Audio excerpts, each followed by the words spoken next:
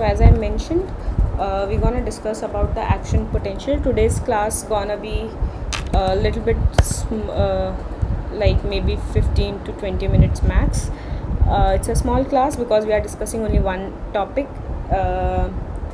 One reason is this particular topic holds a lot of information in one go, and I want you guys to actually comprehend all the information which is coming your way. Okay, so as mentioned, we ended our discussion in the last class on action potential.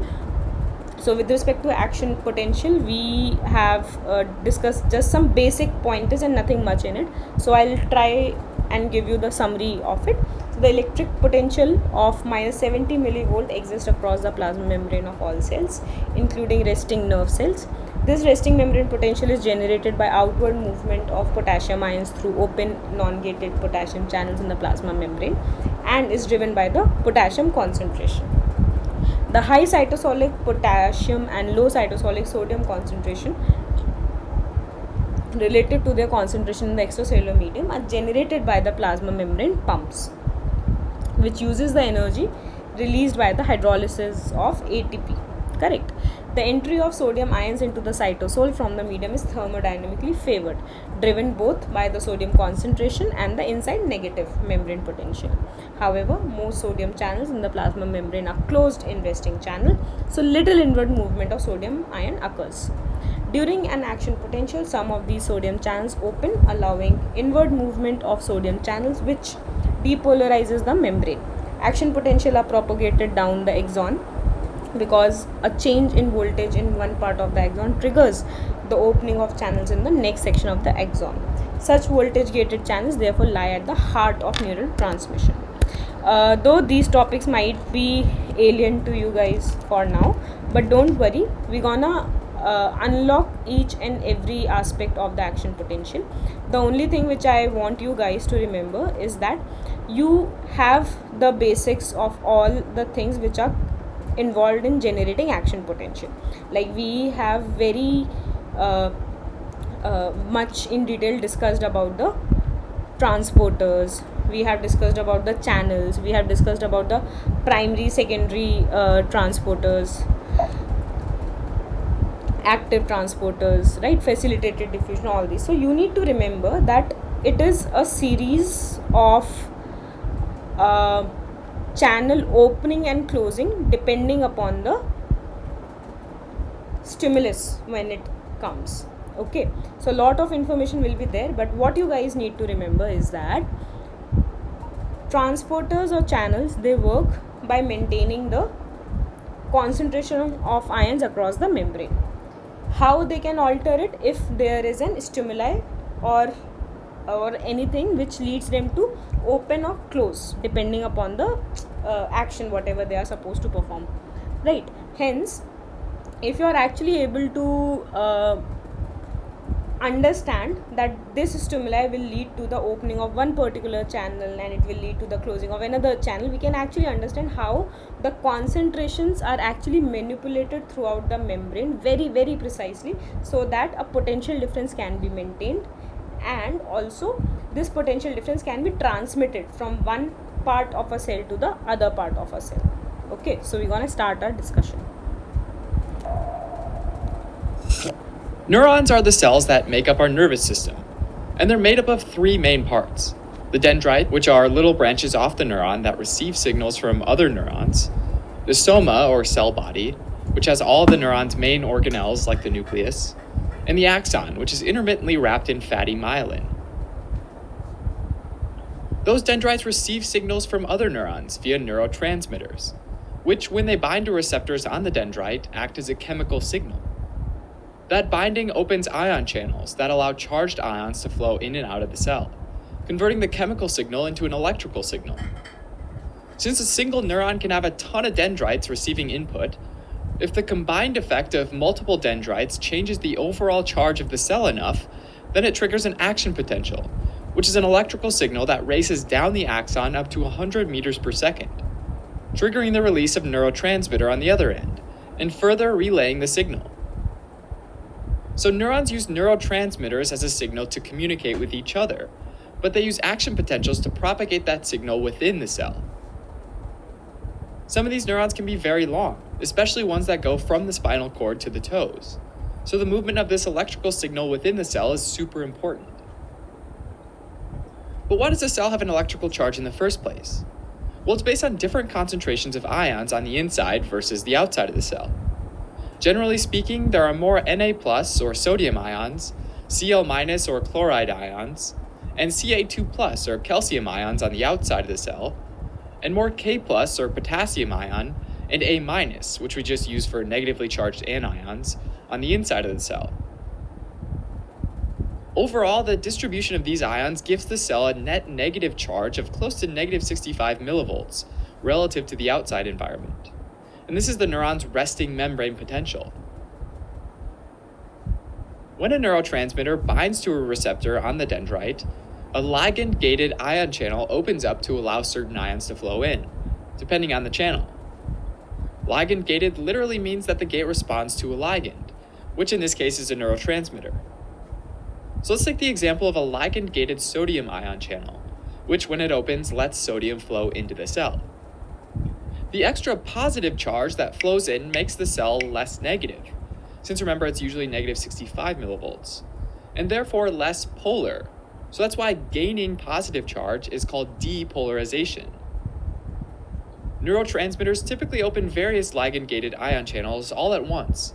So ions like sodium and calcium might flow in, while other ions like potassium might flow out, which would actually mean some positive charge leaves the cell. In the end though, when it's all added up, if there's a net influx of positive charge, then it's called an excitatory postsynaptic potential, or EPSP.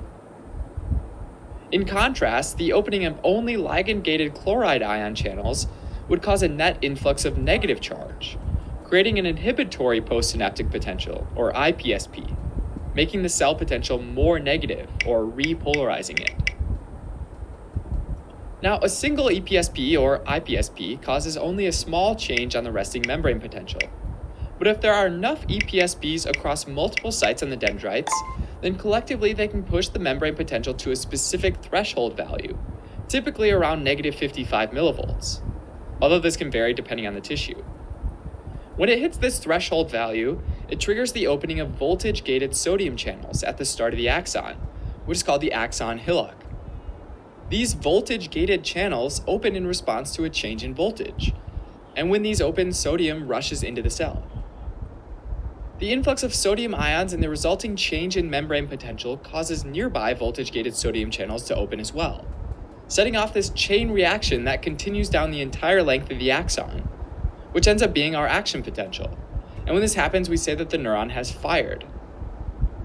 Once a lot of sodium has rushed across the neuronal membrane, the cell actually becomes positively charged relative to the external environment, up to about positive 40 millivolts.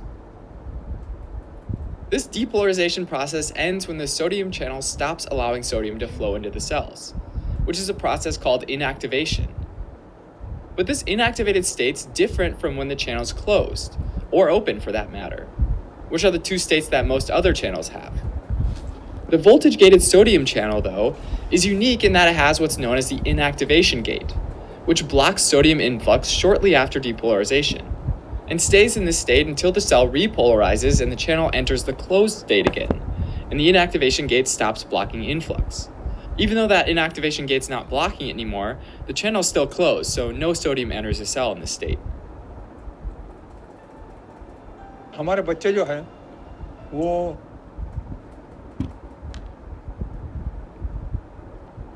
The middle open state's therefore the only state where sodium gets let into the cell through the channel, and this is a very short window of time. Now, in addition to these sodium voltage-gated channels, we've also got potassium voltage-gated channels, which are slow to respond and don't open until the sodium channels have already opened and become inactivated. The result of this is that after that initial sodium rush into the cell, potassium flows out of the cell down its own electrochemical gradient, removing some positive charge and blunting the effect of the sodium depolarization. These potassium channels don't have a separate inactivation gate, and therefore they stay open for slightly longer, which means that there's a period of time when there's net movement of positive ions out of the cell, which causes the membrane potential to become more negative, or repolarize. During this repolarization phase, the cell also relies on the sodium-potassium pump, which is an active transporter that moves 3 sodium ions out of the cell and 2 potassium ions into the cell. It's during this repolarization phase that the cell's in its absolute refractory period, since the sodium channels are inactivated and won't respond to any amount of stimuli. This absolute refractory period keeps the action potentials from happening too close together in time, and also keeps the action potential moving in one direction. The combined efforts of this pump and the extended opening of the potassium channels result in a small period of overcorrection, where the neuron becomes hyperpolarized relative to the resting potential. During this time, the sodium channels go back to their initial closed state, and for a short period, the potassium channels stay open. At this point, we're in the relative refractory period, since the sodium channels are closed, but they can be activated. Although because the potassium channels are still open and we're in a hyperpolarized state, it takes a stronger stimulus to do so. Finally, as the potassium channels close, the neuron returns to its resting membrane potential. Alright, as a quick graphical recap of this whole process, with membrane potential on the y and time on the x. First, we start at the resting membrane potential of around negative 65 millivolts, and voltage-gated sodium and potassium channels are closed.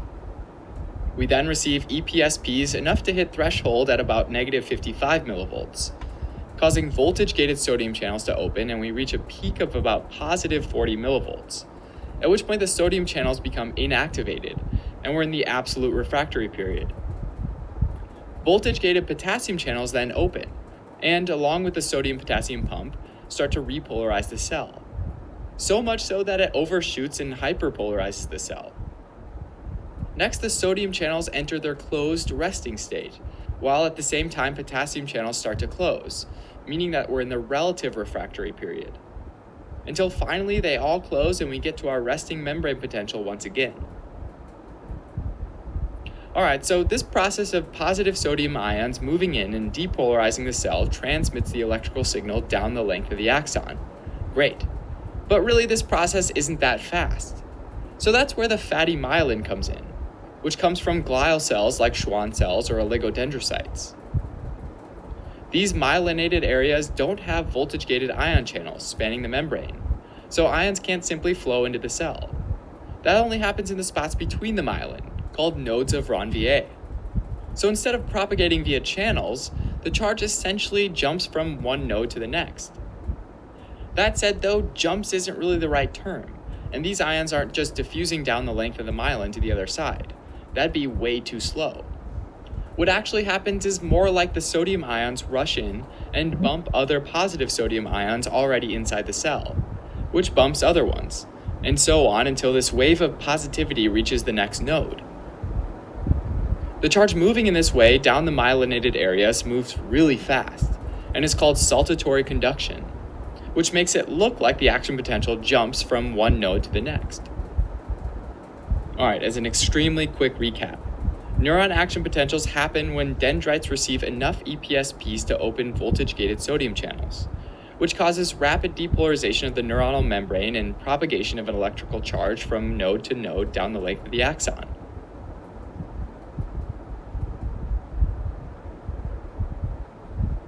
Thanks for watching. You can help support us by donating on... Right, so this is the overall view of how an action potential is generated. I know it's a bit overwhelming, but the only thing again I'm going to repeat is what you guys should remember is that there are sodium channels, there are potassium channels, there are calcium channels, right? All of them have certain threshold on which they'll be open or close, right?